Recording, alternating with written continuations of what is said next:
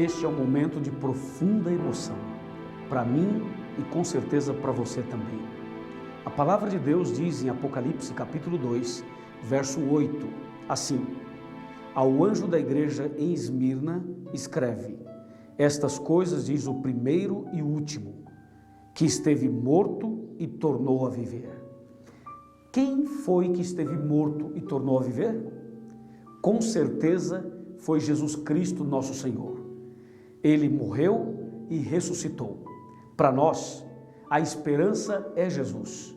E se Jesus está vivo, eu estou falando para você da esperança viva. Veja o que está escrito em Mateus capítulo 28, versículo 6. Ele não está aqui, ressuscitou. Como tinha dito, vinde ver onde ele jazia. Que maravilha! Jesus não está mais aqui, ele ressuscitou, ele está vivo. Jesus está vivo, louvado seja o nome do Senhor.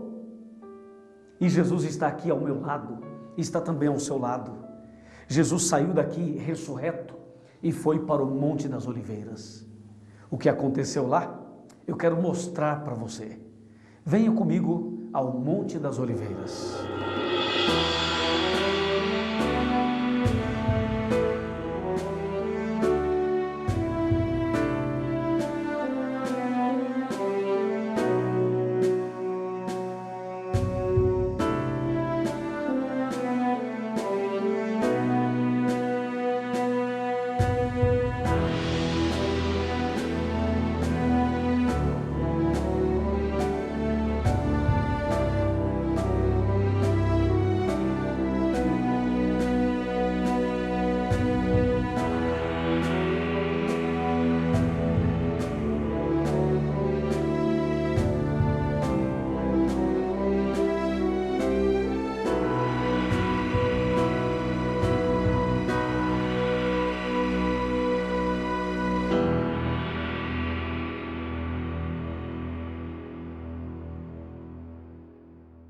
Já estou aqui no Monte das Oliveiras, esse lugar extremamente significativo para a história do cristão, para a história da humanidade.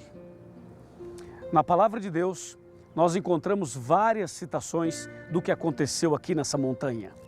E como nós estamos falando de esperança viva, estamos falando de Esmirna, estamos falando da igreja antes e depois da cruz, eu chamo a sua atenção para uma das profecias que Jesus fez aqui nessa montanha. Lembrando que foi exatamente daqui que Jesus ascendeu aos céus, que Jesus, depois de ressuscitado, voltou para os céus, prometendo voltar. E é justamente aqui nessa região do Monte das Oliveiras que depois do milênio vai descer a Cidade Santa e, como diz Zacarias 14, verso 4, ela será estabelecida aqui e esse monte vai virar uma planície. Mas de acordo com Mateus capítulo 24, versículo 3, a primeira parte diz assim: no Monte das Oliveiras achava-se Jesus assentado, quando se aproximaram dele os discípulos, em particular, e lhe pediram: dize-nos quando sucederão essas coisas, e que sinal haverá da tua vinda e da consumação do século. Aí no verso 9 está escrito: e sereis atribulados e vos matarão, e sereis odiados de todas as nações por causa do meu nome. Verso 21 diz assim: porque nesse tempo haverá grande tribulação, como desde o princípio do mundo até agora não tem havido, e nem haverá jamais. Verso 22, não tivessem aqueles dias sido abreviados, ninguém seria salvo, mas por causa dos escolhidos, tais dias serão abreviados. O que Jesus profetizou aqui em Mateus 24, no Monte das Oliveiras, tem se cumprido ao longo dos tempos. E um dos momentos em que essa profecia tem também o seu cumprimento é justamente na segunda fase da igreja cristã, conhecida como Esmirna, quando em Apocalipse capítulo 2 fala que a igreja teria uma tribulação de 10 dias e diz: seja fiel até a morte e dar-te-ei a coroa da vida. Ou seja, a profecia de Mateus 24 está ligada com Apocalipse capítulo 2. E essa ligação mostra exatamente que quando Jesus escreveu a sua carta à igreja em Esmirna, Jesus chamava a atenção para esse fato. Jesus está chamando a atenção para o momento em que a igreja passaria por uma forte e terrível tribulação. Mas Jesus também diz que assim como ele morreu e ressuscitou, assim a igreja que seria perseguida, ela também seria triunfante, ela venceria, ela também teria o seu renascimento, ou seja, ela seria fortalecida pela graça de Deus e ela seria finalmente vitoriosa. E essa mensagem é uma mensagem também para a sua vida, para o seu coração. Ou seja, você também pode passar por tribulações, por lutas, por dificuldades e até por perseguições. Mas Jesus disse, seja fiel até a morte e te darei a coroa da vida. Talvez você esteja passando por tribulações, por lutas, por dificuldades. Talvez você esteja passando até por perseguições. Mas não desanime, não se entregue, não desista.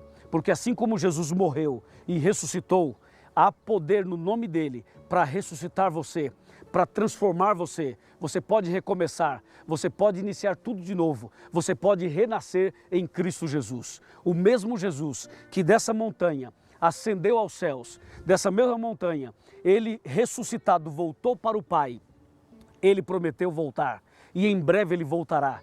E por isso há poder no nome de Jesus, há poder nas suas palavras, há poder nas suas promessas. E eu tenho certeza absoluta que em Cristo você será mais que vencedor. E para saber um pouco mais sobre esse assunto, a parte um pouco mais histórica da carta de Jesus a Esmirna, para você saber mais sobre a esperança viva, eu te convido a ir comigo à cidade de Esmirna.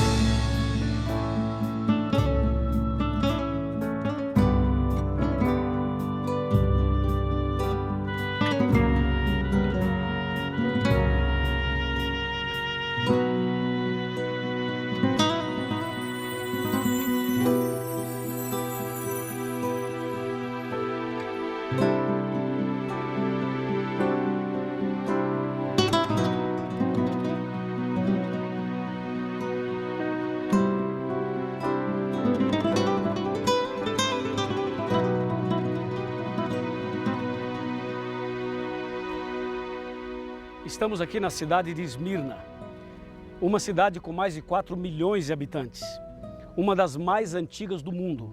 Ela está bem perto aqui do Mediterrâneo, do Mar Egeu. E essa cidade representa a segunda fase da igreja cristã, a qual Jesus enviou uma das 7 cartas. Esse lugar se torna muito importante e por isso eu estou aqui para te falar um pouco sobre essa região, sobre o que aconteceu aqui e daqui, claro, influenciando o mundo cristão. Esse lugar em que eu estou aqui, você pode ver, representa a região mais antiga da cidade. Mas essa é uma cidade moderna. Se você olhar do outro lado, vai ver uma cidade moderna, uma cidade dinâmica, que tem inclusive um nome novo. Na verdade, chama Izmir. Mas Esmirna é o nome que está aqui no livro do Apocalipse. E nós temos uma carta que Jesus mandou para o segundo período da igreja cristã, a carta à igreja em Esmirna, que diz assim, Apocalipse 2, de 8 a 11. Ao anjo da igreja em Esmirna escreve, essas coisas diz o primeiro e o último, que esteve morto e tornou a viver. Conheço a tua tribulação, a tua pobreza, mas tu és rico. E a blasfêmia dos que a si mesmos se declaram judeus e não são, sendo antes sinagoga de Satanás. Não temas as coisas que tens de sofrer. Eis que o diabo está para lançar em prisão alguns dentre vós, para ser dispostos à prova. E tereis tribulação de 10 dias. Sê fiel até a morte e dar-te-ei a coroa da vida. Quem tem ouvidos, ouça o que o Espírito diz às igrejas. Ao vencedor, de nenhum modo sofrerá o dano da segunda morte. Que carta impressionante, não é mesmo? Nessa carta, Jesus começa se apresentando como aquele que esteve morto e tornou a viver. Isso já declara de início a mensagem de Esmirna, uma cidade que foi destruída e reconstruída várias vezes. Ou seja, esteve morta e tornou a viver. E essa mensagem de estar morto e tornar a viver é uma mensagem que tem tudo a ver com você e comigo também. Quantas vezes a gente tem que recomeçar? Quantas vezes temos que começar tudo de novo, não é verdade? Pois é, essa cidade passou por essa experiência. E a mensagem, que é uma mensagem universal, significa ou está focada e significa o que está no verso 10. Um período da igreja cristã em que a verdade foi perseguida, em que a igreja foi perseguida, em que os cristãos sofreram uma terrível tribulação. E essa tribulação, essa perseguição foi dirigida por Diocleciano, um dos líderes de Roma, do Império Romano. Foi a pior perseguição do início da igreja cristã. Ou seja, eles colocaram realmente toda a pressão em cima dos cristãos para que estes abandonassem os princípios da Bíblia, para que os cristãos deixassem os princípios doutrinários verdadeiros. Lembre-se que no período de Éfeso, a igreja manteve a fidelidade. No período de Esmirna, do ano 100 ao ano 323, a igreja continuou mantendo os princípios, mas ser fiel custou caro. E ser fiel até hoje, com certeza, tem que pagar um alto preço. E a igreja, por ser fiel a Deus, ela foi perseguida realmente. Inclusive, uma das pessoas que morreu aqui como mártir foi Policarpo. Policarpo era um dos líderes da igreja cristã nesse lugar. E ele morreu, foi exposto em público, justamente por ser fiel até a morte aos princípios da palavra de Deus. Esses 10 dias que menciona aqui de perseguição representam 10 anos literais, porque um dia profético equivale a um ano. Essa perseguição terminou no ano 313. E quando terminou no ano 313, ficou muito claro de que vale a pena ser fiel. Por isso a palavra de Deus diz: ser fiel até a morte e dar-te-ei a coroa da vida. Ou seja, Deus está chamando pessoas que sejam fiéis, pessoas que estejam dispostas a recomeçar, pessoas que, se cometeram algum erro no passado, não tenham vergonha de se ajoelhar, de confessar seus erros e de recomeçar, de reconstruir a vida, de reconstruir, quem sabe até mesmo o relacionamento, de reconstruir o relacionamento com Deus e, por que não, com as pessoas e com a família. Esmirna representa uma fase de perseguição e martírio, mas é também uma fase de cheiro suave, é também uma fase em que a igreja conseguiu testemunhar, conseguiu se manter firme nos princípios da palavra de Deus. Esta é a mensagem de Deus para você, a mensagem de ser fiel, a mensagem de não ter vergonha de recomeçar, a mensagem de tomar uma decisão para reconstruir. A carta que Jesus mandou para Esmirna e as outras cartas que ele mandou para as 7 fases da igreja tem exatamente esse contexto. Ou seja, Deus sempre teve um povo e sempre manteve sua verdade firme a despeito das tribulações e das perseguições. Hoje é tempo de recomeçar, reconstruir um relacionamento para com Deus e para com o próximo, para com as pessoas. Está disposto a fazer isso? Está disposto a tomar essa decisão? Então eu te convido agora a ir comigo até o Rio Jordão para que você possa ver na prática o que significa ser fiel até a morte para receber a coroa da vida.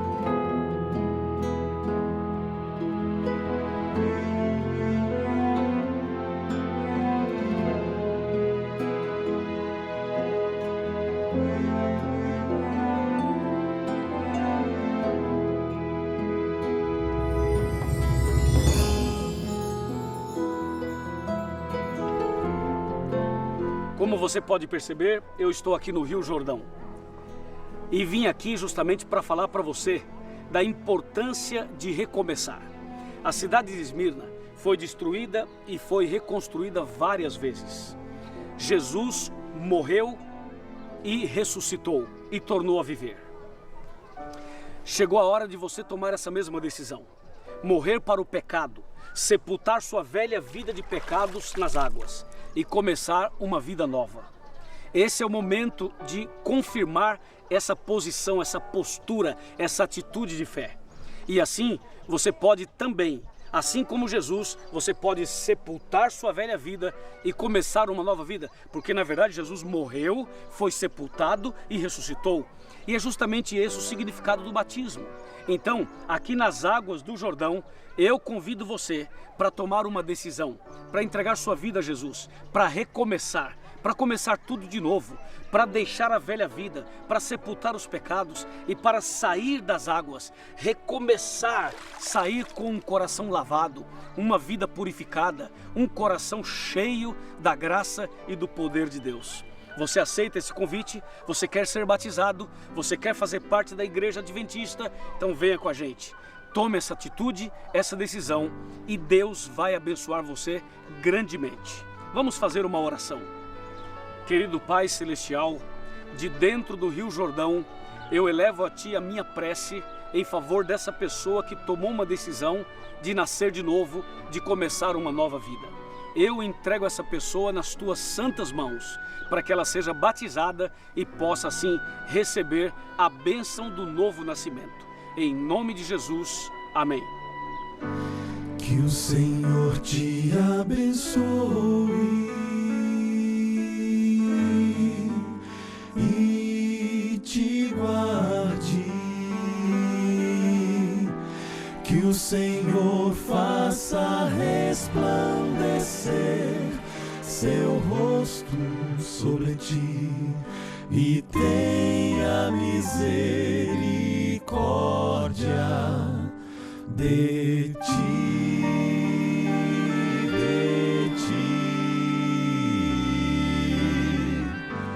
Que o Senhor sobre ti levante o seu rosto e te dê